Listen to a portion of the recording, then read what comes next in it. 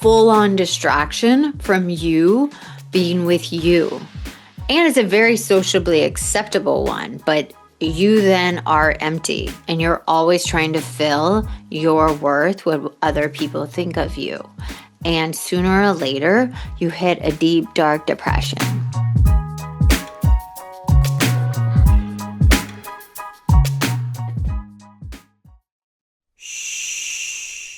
Welcome to the Secret Life Podcast. Tell me your secret. I'll tell you mine.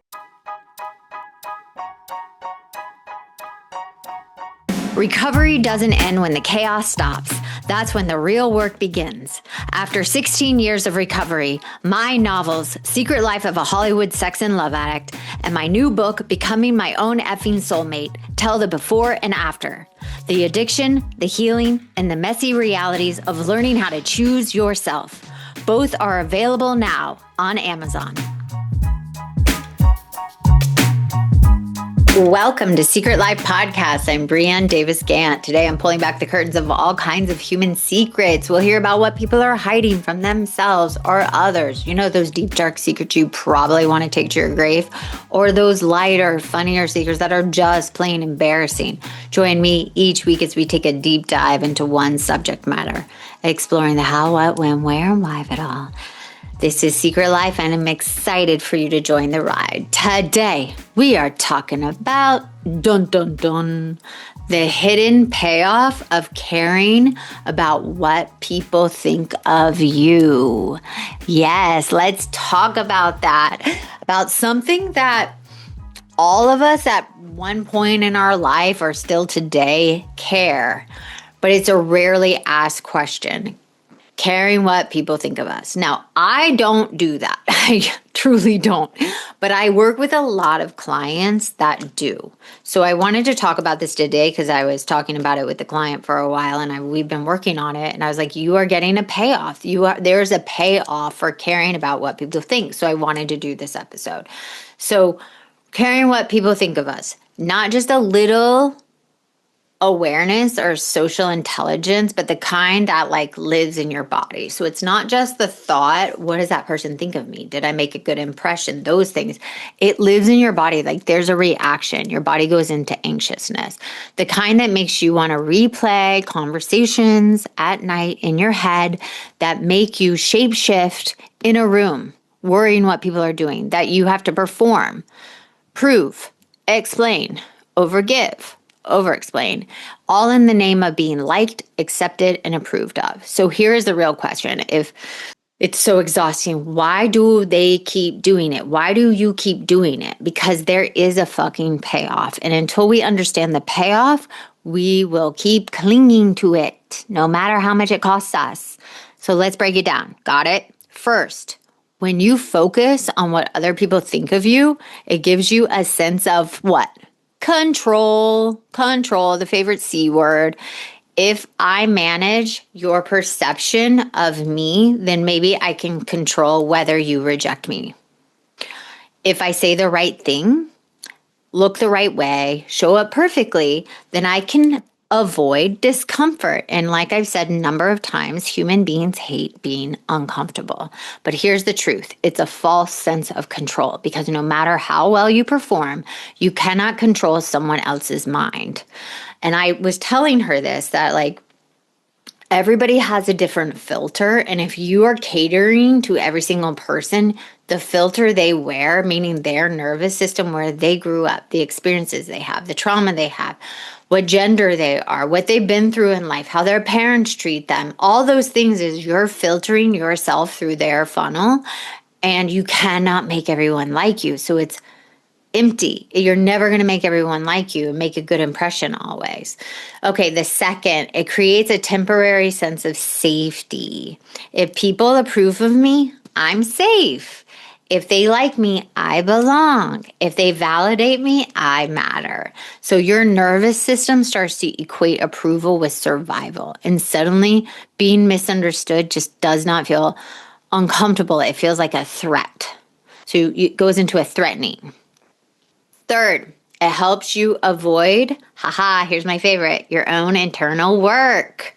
Yes, when you want other people to what they think of you, you don't have to focus on your own work because you are constantly focusing on them, their opinion, their reaction, their judgment, and you don't have to sit with your own.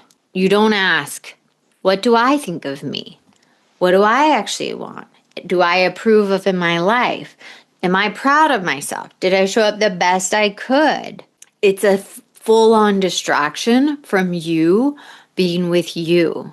And it's a very sociably acceptable one, but you then are empty and you're always trying to fill your worth what other people think of you. And sooner or later, you hit a deep, dark depression. Fourth, it gives you an identity. The one who is liked, the one who is good, the one who doesn't upset anyone, the one that everybody wants to be around. And that identity in society in general feels really, really solid. It feels like I belong. You're given a role to play. But the problem is you start living for the role instead of your truth. The role dictates who you are instead of your authentic truth of how you feel, what you think, all of that stuff. So you're constantly molding into something else to fill that role.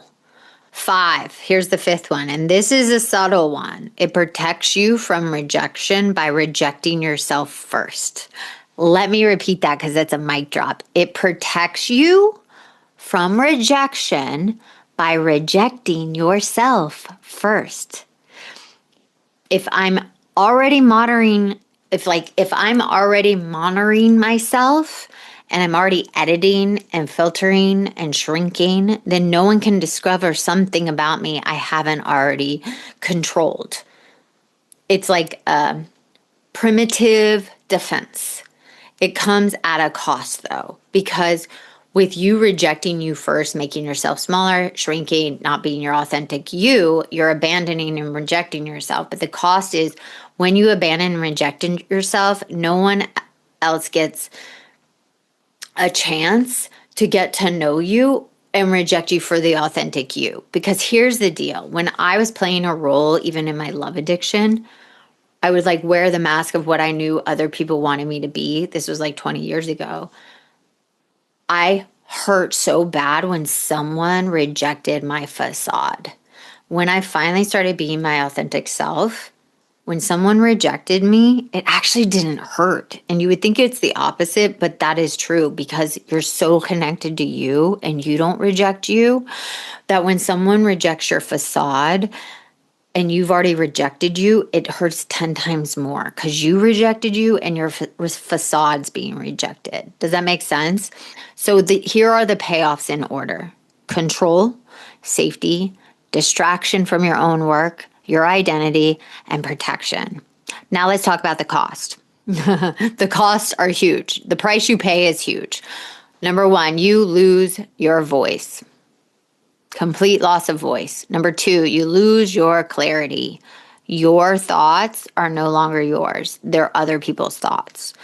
And number 3, you lose your energy because your energy is being given to other people to get their approval. So over time, you lose literally, if you want to go there with my favorite question, your sense of self. Because when you live and your life becomes about managing the perception of what other people think, you actually stop living. So what does it look like if you loosen your grip? Loosen the grip, right? It doesn't mean you suddenly don't care what other people think. I'm not going to say that. That's unrealistic. But it means you start caring more about what you think. It means you notice when you're performing and you gently turn back to truth. I'm performing. I don't feel connected. I feel like I'm in the old. I turn back to the truth. It means letting people misunderstand you without rushing to fix it. So if there's a miscommunication, if you're not sure they understood, you sit with it and gently allow yourself not to fix it and sit into that uncomfortability. It means asking yourself, if no one was watching, what would I choose? Would I choose something different than if someone was watching? And maybe here's like the most important shift. Realizing that people's opinions of you are often projections of their own fears, beliefs, and limitations, not accurate reflection of your worth. It's their shit. I even say 99% of the time it's other people's shit. So if you're trying to be perfect or have everyone like you, and then they do or they don't, it's really about them. It's not even about you still. So the work isn't to get everyone to see you correctly. The work is to see yourself clearly and stand there, whether it's uncomfortable or not, to stand in that. Because when you are uncomfortable, when it's unfamiliar, when it means not everybody approves, because the moment you stop carrying all that shit and weight of other people's perception of you, oh, it is like, it's the moment you are finally at a capacity to carry your own life. And that's it. Because then that is ultimate freedom. You are free. And so that's what I want to leave you with. If you are tired of jumping through hoops, worrying about if you did it right, wondering if someone liked you, wondering if you did a good job, or are they going to think of you? That is the chain of death. Death of your sense of self, death of your real true identity of who you are, your voice, your choices, your clarity, your actual thoughts. And when you let that go, it's pure freedom because you operate with you and nobody outside of you affects that. So if you want to get to freedom, let's work on this. Thank you for listening to Secret Life Podcast. I hope you enjoyed the episode. I hope it helped you. I know it's going to help one of my clients who's going to listen. And send me your thoughts and feelings, and I will get them out there at secretlifepodcast@icloud.com. Until next time.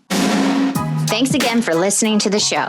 Please subscribe, rate, share, or send me a note at secretlifepodcast.com. And if you'd like to check out my book, head over to secretlifenovel.com or Amazon to pick up a copy for yourself or someone you love. Thanks again. See you soon.